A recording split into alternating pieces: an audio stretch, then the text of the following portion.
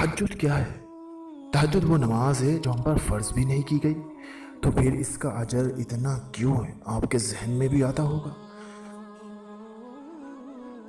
آپ نے کبھی یہ سوچا ہے کہ اس کا اجر اس لیے ہے کیونکہ اس کا پیغام نہیں آتا، اس کے لیے خود اٹھا جاتا ہے۔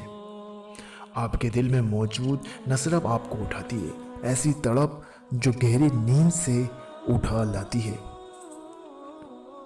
جو ہمیں آدھی رات میں اپنے بستر پر سکون سے سونے نہیں دیتی، وہ چیز ہے تہجد۔